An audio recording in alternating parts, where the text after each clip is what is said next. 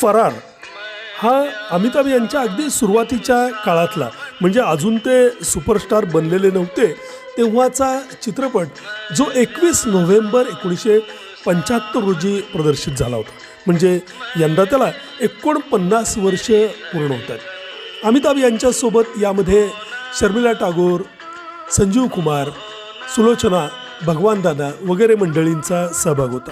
एक गुन्हेगार जो पोलिसांपासून फरार झालेला आहे आणि आश्रयासाठी तो ज्या घरामध्ये येतो ते त्याच्या पूर्वाश्रमीच्या प्रेयसीचं घर असतं आणि या त्याच्या पूर्वीच्या प्रेयसीचा नवरा हा मोठा पोलीस अधिकारी आहे जो या गुन्हेगारालाच शोधतो. असा काहीसा गुंतागुंतीचा थरारक मामला गुलजार यांनी लिहिलेला होता. मात्र पहिल्या टप्प्यामध्ये हा चित्रपट फारसा चालला नाही. अमिताभ यांच्या सुपरस्टार पदाच्या काळात मात्र लोकांनी या चित्रपटावर गर्दी केली.